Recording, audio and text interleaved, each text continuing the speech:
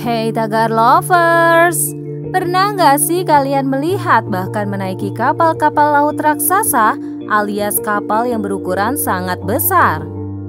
Kapal-kapal itu bisa berupa kapal pesiar yang bentuknya seperti bangunan bertingkat, serta mampu mengangkut ribuan penumpang. Atau kapal tanker yang membawa ratusan ribu barrel minyak, atau bisa juga kapal kargo yang mampu mengangkut kontainer yang berisi barang-barang yang sangat banyak jumlahnya. Dan tentu kamu semua akan terheran-heran dan juga kagum melihat ukuran kapal yang begitu besar.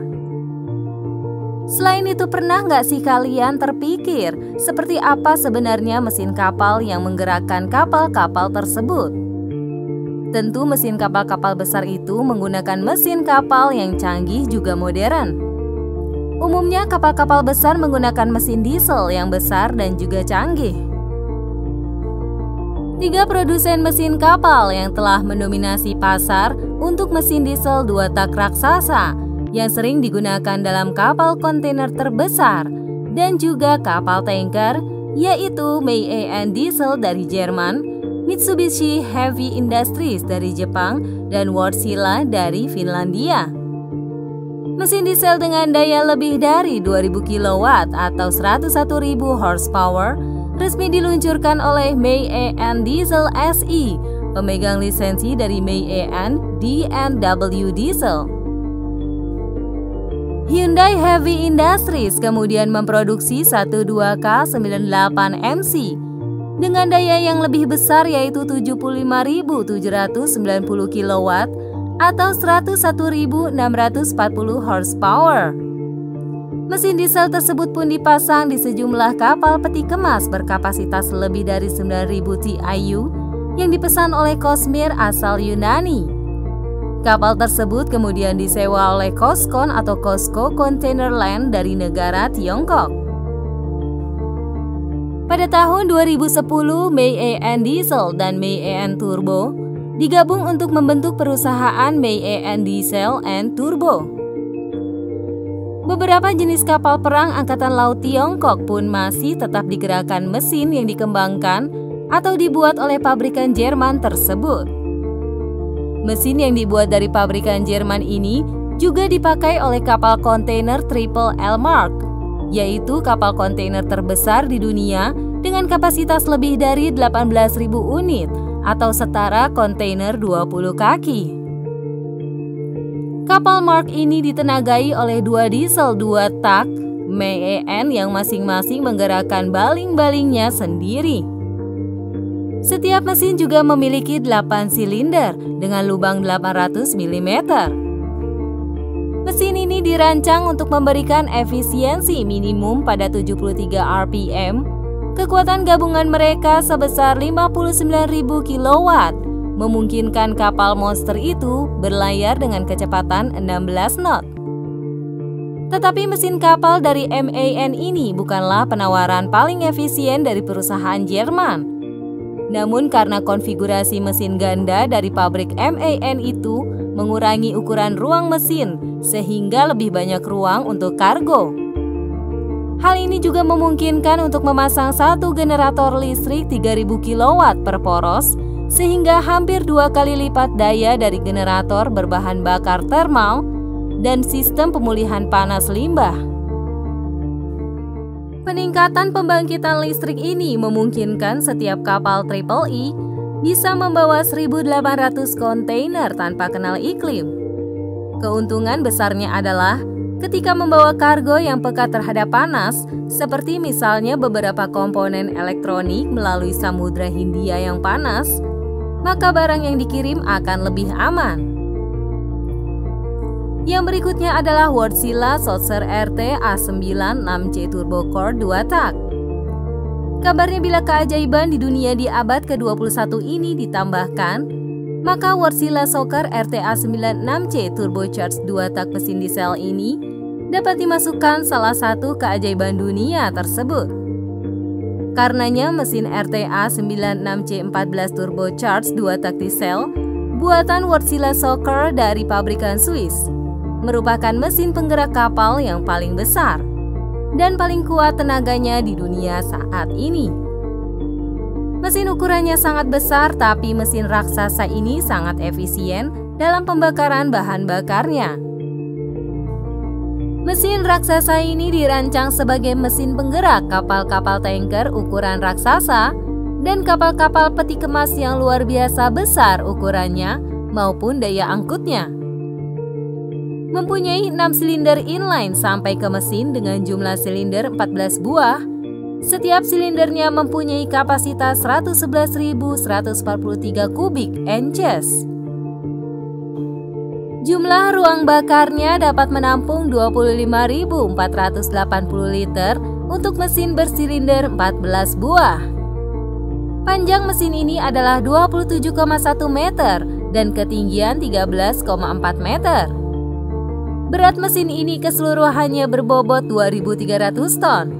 Mesin kapal RTA 96C14I ini dapat menghasilkan tenaga maksimum dari 108.920 horsepower pada putaran 102 RPM dan sangat efisien dalam pembakaran bahan bakarnya, di mana bisa mencapai angka 50% thermal efficiency, yang berarti bahwa 50% dari bahan bakar yang dibakar itu akan menjadi tenaga penggerak.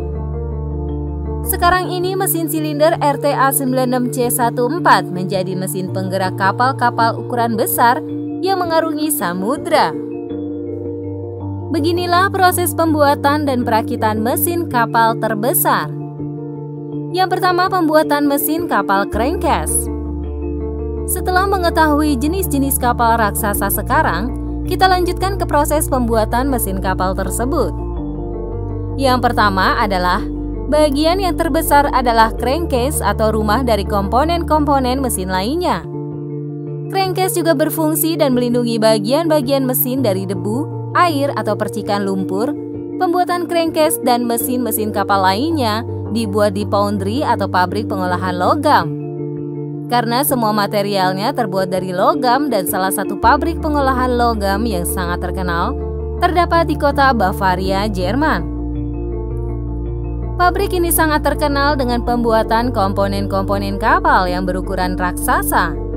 Yang harus dilakukan pertama adalah persiapan material-material untuk membuat crankcase. Materialnya terdiri dari potongan-potongan baja, besi kasar, lembaran logam, silikon karbida, dan elektroda grafit. Tetapi semua material tidak boleh sembarangan dalam pengolahannya. Harus ada takarannya dan harus ditentukan oleh ahlinya. Selanjutnya, material-material yang memiliki berat puluhan hingga ratusan ton dilebur pada perapian yang suhunya mencapai 1500 derajat Celcius.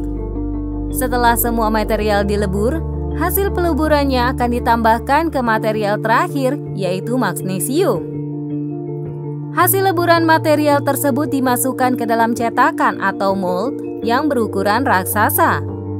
Kemudian mold akan dibiarkan mendingin, namun untuk mendinginkannya membutuhkan waktu yang cukup lama, berminggu-minggu agar mold bisa dibuka.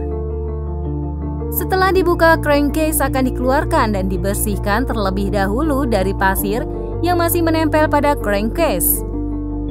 Dengan menggunakan mesin vibrator agar semua pasir rontok, dan setelah itu crankcase akan masuk proses shortening dengan menggunakan bola besi berukuran kecil yang disemprotkan pada crankcase.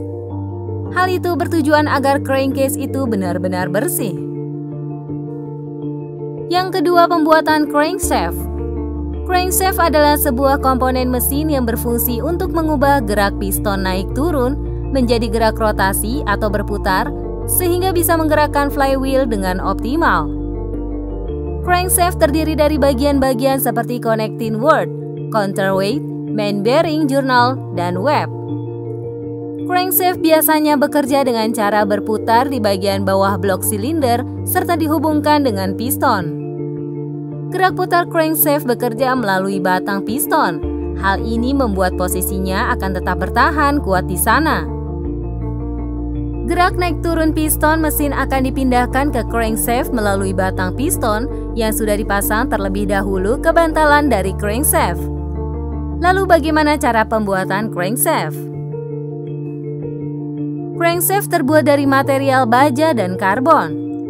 Pertama, material crankshaft akan dimasukkan dalam mesin closed deforging dengan menggunakan hydraulic forging hammer. Closed deforging merupakan proses penempaan dengan cetakan tertutup yang langsung bisa menghasilkan bentukan yang diinginkan. Pada proses tersebut, material crankshaft ditempa pada suhu yang sangat panas sampai memiliki panjang yang telah ditentukan. Selanjutnya, crankshaft yang masih panas itu diproses heat treatment dengan cara dimasukkan ke dalam air sehingga menjadi keras dan kuat. Nah, setelah itu crankshaft yang sudah dingin tadi dipanaskan lagi pada suhu tertentu dan ditempa lagi menggunakan cetakan dengan tekanan sebesar 3.500 ton. Selanjutnya, crankshaft masuk proses short pinning di mana crankshaft akan dibersihkan dari material sisa penempaan. Kemudian crankshaft ini akan dimasukkan ke dalam mesin pembubutan sehingga didapatkan material dengan ukuran yang benar-benar sudah ditentukan. Lalu crankshaft masuk dalam proses untuk memperkeras dan memperkuat struktur pada crankshaft-nya. Proses selanjutnya yaitu magnetic particle inspection, di mana crankshaft diperiksa dan dipastikan bahwa ukuran dan kondisi crankshaft sudah sesuai dan benar-benar aman untuk digunakan. Berlanjut lagi masuk proses dynamic balancing, yaitu dengan memutar komponen secara tepat dan mengukur ketidakseimbangan menggunakan peralatan elektronik. Setelah selesai semua prosesnya pada crankshaft, akan dilakukan final inspection, kemudian crankshaft akan dimasukkan dalam mesin pencuci, lalu pada tiap-tiap crankshaft akan diberi tanda. Yang ketiga, perakitan mesin di kapal. Setelah semua bagian-bagian dari mesin kapal selesai dibuat, kemudian bagian-bagian tersebut akan dirakit langsung di kapal agar menjadi kapal seutuhnya. Bed plate akan dirakit terlebih dahulu. Bed plate ini berfungsi sebagai pondasi bagian-bagian mesin kapal lainnya. Setelah bed plate diletakkan, proses selanjutnya adalah pemasangan crankshaft yang diletakkan dalam bed plate. Komponen berikutnya adalah pemasangan frame box. Bed plate dan frame box yang telah dipasang ini akan membentuk engine crankcase. Setelah itu di dalam crankcase dipasang connecting rod yang berfungsi untuk mengubah gaya bolak-balik piston menjadi gaya rotasi yang kemudian diteruskan ke crankshaft. Setelah selesai dilanjutkan pemasangan silinder frame box, yang dimana di dalam silinder frame box ini berisi komponen ruang pembakaran serta perangkat kontrol pembakaran. Yang terakhir adalah pemasangan turbocharger yang berguna untuk memanfaatkan energi gas buang, lalu mengirim udara ke kompresi ke ruang bakar untuk meningkatkan output mesin. Itulah seputar informasi pembuatan dan perakitan mesin kapal-kapal berukuran raksasa. Sungguh rumit ya.